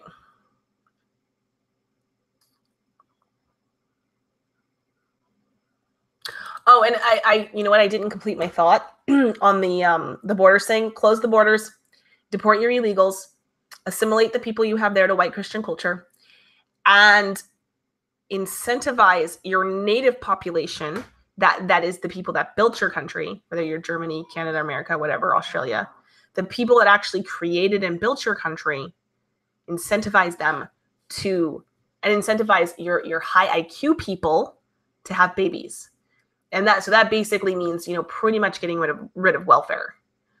Getting back to kind of more maybe an English system where they have workhouses is what I would advocate. But yeah, you want to discourage people who cannot handle it from having big. Right now we have an inverted system in all of the West, right? People who cannot take care of themselves typically have very large families, and people who cannot take care of themselves are having no family at all or very small families. And we need to flip that around. Welfare is what's really done a number on that. Somebody said JF Live. Is JF Live now? I should quit because you guys need to go watch him. Oh, Latino is mixed, Hispanic is white, as in Hispania, says D. Vielvrat. I did not know that. I will look into that more. That's fascinating to me. I love learning about any and all cultures and how they define themselves, and that's why I have a minor in anthropology. I just love all that from any culture. I'll read about it for hours. Speaking of kitchens, I'm getting hungry for dinner, says Sanditsky. Yes, I'm sure it's dinner time for a lot of you guys. And like I said, I'm missing Matrix with the riff tracks. Oh, okay. So yeah, Jose says Hispanic. For Cubans, they use Hispanic for the light-skinned white Cubans, and Latino is more like mulattoes and black people from Latin America. I had no idea. I just remember we used to say Hispanic all the time for any kind of person from South or Central America. And then I was told, I don't know, probably graduate school, early 2000s, 2010 and before, like a little before that, maybe 2007, that you're supposed to say Latino. So I'm just like, whatever. It's like how they used to say Oriental, and then they said, no, you say Asian. That was how it was presented to me. So it's interesting to learn that there's an additional history there. I had no idea. I'm going to crack my knuckles. If you can hear me cracking my knuckles, I apologize. My microphone picks up a lot of stuff, but that's that cracking noise. Your nationalism, life for purpose, Lacey says, your nationalism plan is good, but I don't believe they can assimilate. But if we stop immigration, they will become a minority again. Well, that's the thing. Some of them will and some of them won't, right? And so you want to assimilate the ones that can, right? Because that's just better for everybody. And the ones that can't, if you're not incentivizing them to thrive in your system, then those genetic lines will just kind of die off, or they can go back home. So if they're from, Pakistan or something, let's just say, for example, living in Canada, they're from Pakistan.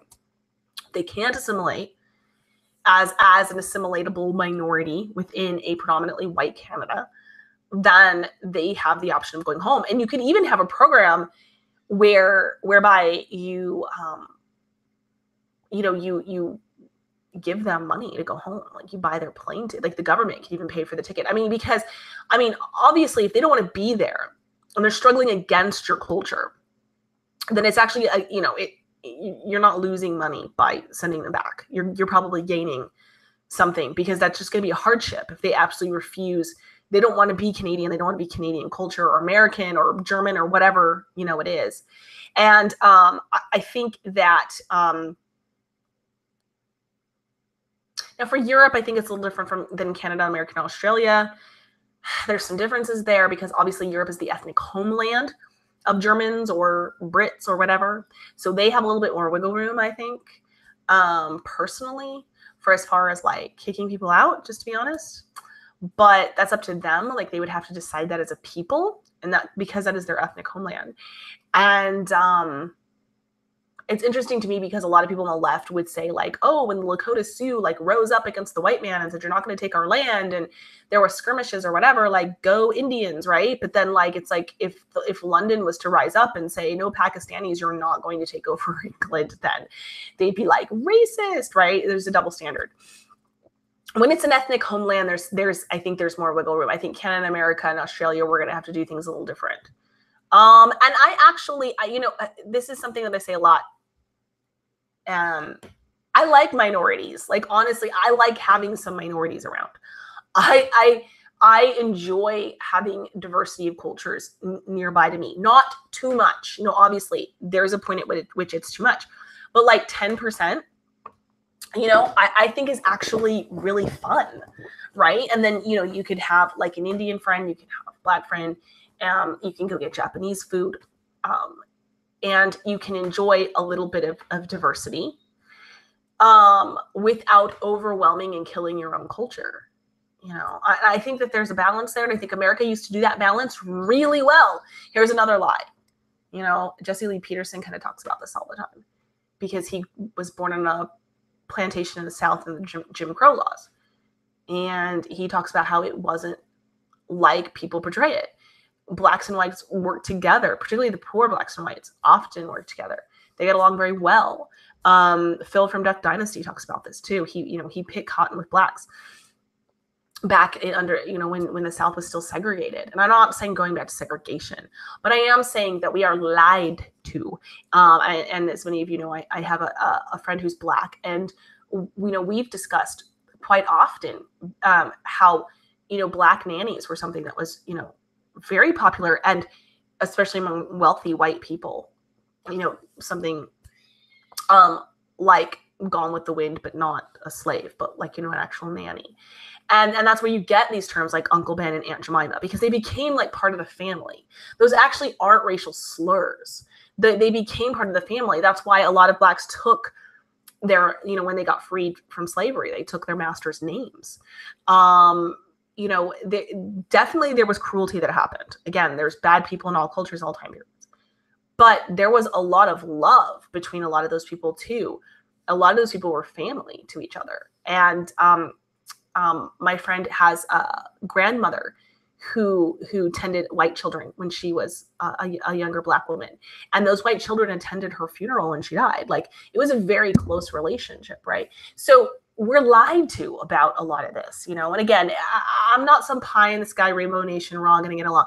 I understand you have to have a majority, an overwhelming majority, and you have to have one culture, and everybody that's there needs to be on the same cultural page, including your minorities.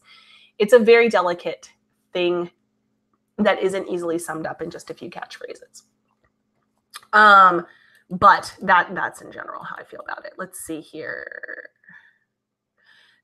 Jose says, the comment section of a few of your videos, my ancestry, my own is Spain and Canary Islands, father and mother respectively, and gives several clues to the use of Hispanic. Oh, okay. America was originally an ethno-state. I believe we have the rights to it being a white nation, Lacey Lynn says. Yeah, and I think that too, U.S. for ourselves and our posterity. I believe, though, you know, we kind of were founded as 90% white, and I think that's a good number, honestly.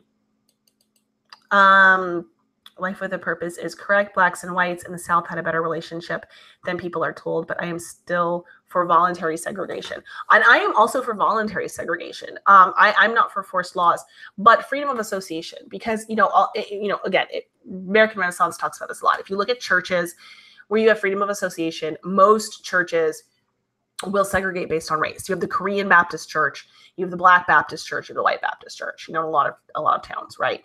You have these different, and they divide along ethnic and racial lines. And it's just because people, again, slight differences in culture, sometimes differences in language.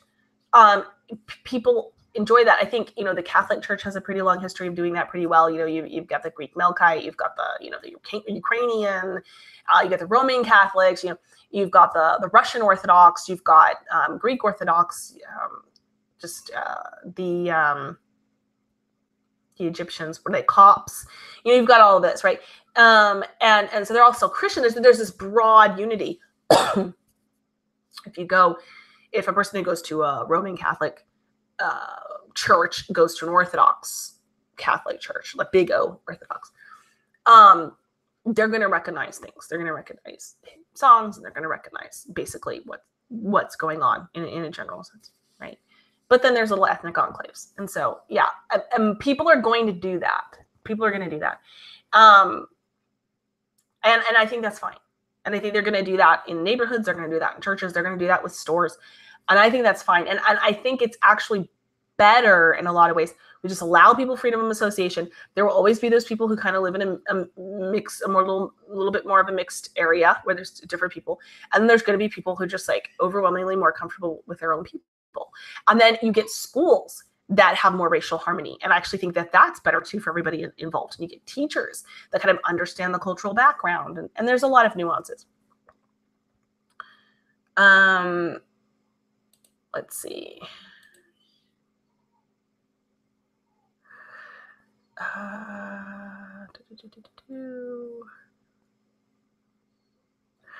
John Suez said, a little diversity might be fun for you, but it is hell for children. And I don't know if you mean the majority white children or the minority children. But that's true. You know, I think that we have to deal with what is. And I think, well, you know, ideally, America never would have had slaves. We would have left people alone, right?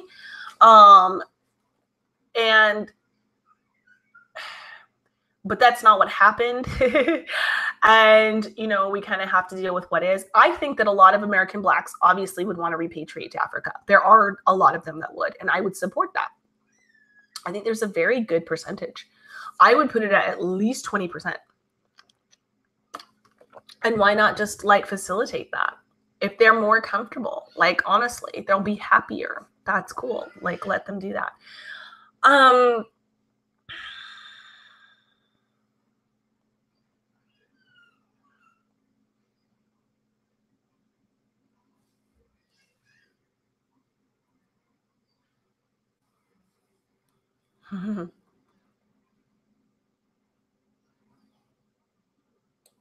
Okay, Wakanda forever. Okay. Well, I think we're going to go ahead and end it there. Let me just think for a second. I did want to make the point, because we kind of got off on different subjects. But getting back to the Housewives article, obviously she lied about me. She misrepresented things. It was very vile. It was very vicious. But I agree. But I would encourage her, this Annie Kelly girl, please contact me, come on the show. Let's have a civil conversation. I'm not even talking a debate. Let's just have a conversation, like woman to woman, about like, why did you write this article? And why did you do this? Like, what led you to do this? And then also there's the, there's just the legal areas that this needs to stop. This kind of doxing, this harassing, this lying of people on the right who are Trump supporters or whatever else, Housewives, blah, blah, blah, whatever it is, this needs to end. We need to be able to sit here and have conversations like we just did. This conversation about, immigration and demographics and proportions and all of that. We need to be able to have those conversations in our countries, because right now things are getting really bad. And the more we try to suppress those conversations, the more we try to pretend that everybody who is bringing up the problems with a multicultural society is some kind of evil Nazi, whatever, it makes the situation worse. And I've said that a lot on my channel. So this article did a lot of damage in that respect, but it only damaged itself, like the left typically tends to do. They only hurt themselves. Most of the people reading this article understand that it isn't Nazism to talk about these issues. It isn't Nazism to be a homemaker, to be a white woman who's a homemaker, who's not ashamed to be white, et cetera, et cetera. I did want to point out that, I have a similarity with this woman. She's getting a PhD in women's studies field, looking at femininity in the alt-right. And I got, as I said before, a women's spirituality master's degree, and I did a thesis. So not a PhD, but I did do a master's. And I did my thesis as well on the domesticity.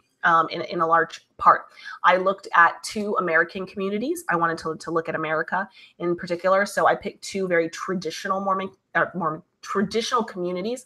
That's the Mormon community and the Amish community.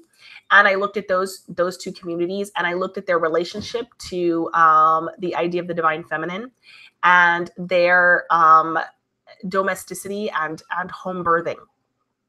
And that was what my thesis was about. And so I went through, and I would have called myself a feminist, very much so, when I did that. In fact, I made the argument that Mormon women were feminist and that Amish women were feminist in that they were, for the equal worth and value of men and women. What feminism is supposed to be, right? Not the reality of feminism, but what feminism is supposed to be. Basically saying that they were feminists because they're not being oppressed. They were not being oppressed, being homemakers and being wives and having a lot of children, having large families, having home births, and being Christian and being very spiritual in their daily practices and in their communities, very tight-knit communities, both of those communities, very, very religious and very spiritual communities. And so I looked at both of those, and I came at it from, back then when I was a feminist in 2007. That's what I wanted to look at, how these communities were actually feminist in that they really did treat women equally and with equal value. But they recognized a difference of roles, and that the women were happy in those roles, and they were happy in their families. And so at any rate, you don't have to go down some kind of crazy leftist lunatic fringe Housewives are evil argument to go through a women's studies graduate or PhD program. I went through one, and I did I was kind of the opposite of what she's doing. I did my article looking at the beauty of domesticity and the beauty of home birth and the divine feminine within these traditions, and the beauty of these quite often mocked people who are considered backwards and for their traditional values. And that's, again, is one of those things I was talking about earlier in this video, that God kind of like really prepared me to do the ministry that I'm doing now, having researched all that and having collected all that information. But I just wanted to point out that I think that it's very interesting that her and I would go through a similar academic process, not that far apart, 11 years apart. My second oldest son is 11, and I was pregnant with him. And then I actually breastfed my way through writing my thesis. And I always say I wrote it with one hand because I was holding a baby in the other. And I wore him in an ergo carrier when I defended my thesis and when I presented my thesis at my graduation. And I had blue hair, actually. I had blue hair, but I head covered. I had a head covering scarf, like a kind of like a kerchief. The blue hair was just for I only had it for a couple of weeks. It was just like my husband was like, "Oh, would it be fun?" It was just for fun. But it's just really interesting to see how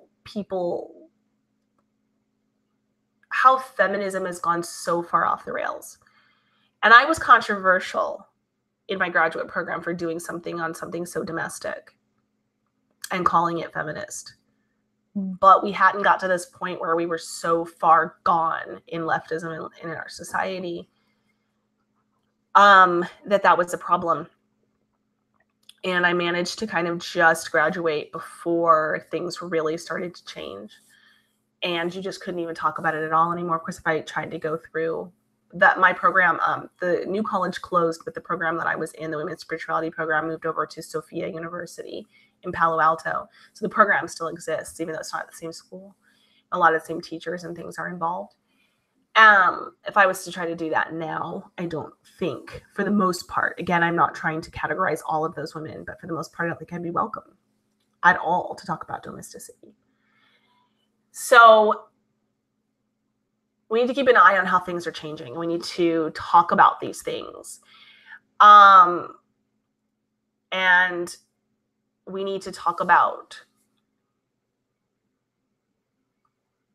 I think that it's very interesting, when I was talking about looking back at some of these 1980s shows that I watched and how I look back now and they're really liberal and they're pushing a really liberal agenda. But at the time, they still seemed really wholesome. And they're very wholesome compared to what we have now.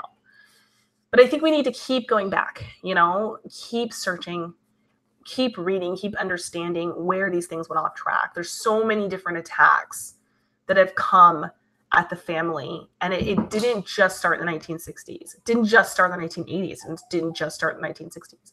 It didn't just start in 1917, although that was a banner year for it beginning. We need to look back at some of these revolutions, quite honestly, that we've had in our lives and as a people and a culture, and we need to learn from those in a more objective way. And I think that we need to continue to challenge these narratives. And there is an element, though, of really watching, some of us, I think, Blonde was saying earlier, she's, the ad hom girl, and Lacey's got the claws. There's definitely a time and a place for that. But there's also I sense that the left is unraveling, and they're unraveling themselves. This article really shows how they're unraveling themselves. They went way too far with this article, and it's just not passing, even for a lot of liberals out there right now online. And they're really saying this is a little much, right? And of course, anyone centrist or conservatives, this is absolutely ridiculous. And so I think that opens up a really wonderful space for us to jump in and start a dialogue about these issues and talk about tradition and family and faith and culture and demographics and immigration and politics. So I think that it's really important that we know when to fight and we know when to just be the voice and be the information and plant seeds. It's almost like a garden till ripping through the tundra there, and then we can come behind it and put the seeds in, and be the seed planters and nourish that and tend those ideas. Because really that's how the left did it. You know, they dropped seeds for a long time and they nourished them intended ideas. And we weren't weeding our gardens. We weren't vigilant about it. And so educate yourself, get vigilant about it.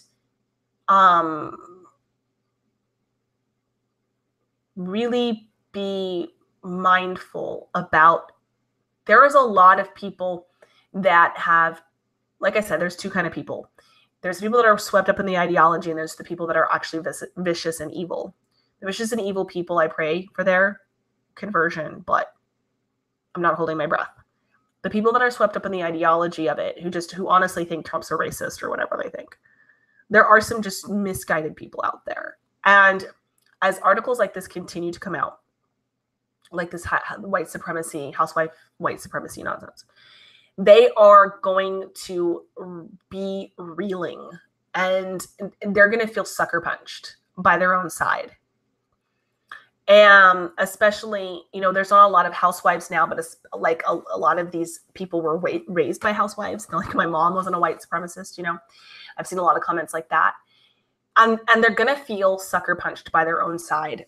And be on the lookout for those people and be good stewards of them, because they could really they're going to be open for a good message, and that is the gospel, and that's the message of Christ, and that is the message of traditionalism and God's plan for families. So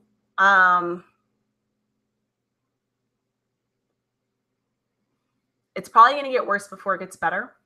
But I think that these moans and groans, much like a woman in labor, you know, the Bible says moaning and groaning, travailing like a woman in labor. It's about to give birth to something really beautiful. So let's not get overly, I don't want to say excited. Definitely fight back. Definitely be standing up. Definitely be telling the truth. That's what I'm saying. But I am saying that this is more, I think for us women in particular, and I'm not trying to, I should say that I'm not counseling men in this. Men, you guys are the soldiers and you do what you need to do as far as like protecting your wives and your daughters and things. But I am saying that for us women who are more on the culture side of it and not the political side of it, so we're not, you know, running for office and doing all the stuff that the men are doing, but we're on the culture side of it, maybe if we view it a little bit more like being midwives of this birth that's happening, then I think we'll do a little bit better with it. So these moans and these groans of housewives or white supremacists is kind of the same as a woman yelling at her husband when she's in labor, "You're never going to touch me again," right? There's a pain happening. There's a separation happening. There's a new birth happening for a lot of these people. And we women in particular have a really good opportunity here to create some allies and to save some souls, honestly. And also to save just quality of life for some of these women who haven't completely thrown their lives away yet. So be mindful of that. And I am going to go ahead, I think, and leave it there.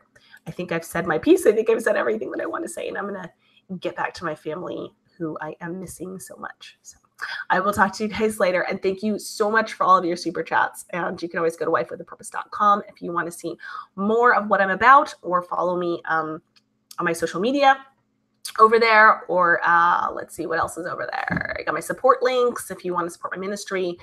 I am mostly these days, I'm on Twitter a bit, and I was on Twitter a lot because of this recent article over the past 24 hours, but I'm mostly on Gab. So if you want to hang out with me on social media, that's the best place to hang out. We need more good people on Gab. So come on over to Gab AI. I'm over there at Wife with a Purpose. And then I am also writing. I'll be posting my articles as I write those. And I also I use a cross post everything to wifewithapurpose.com. So if you follow me over there, you'll get all of my articles, as well as some articles from some of my other writers who are doing bang up jobs on letting you guys know about all the trad news there is to know. So I hope you guys have a wonderful rest of your weekend. Have a great Sunday. Get your butts in the pews, and I'll talk to you later. Bye.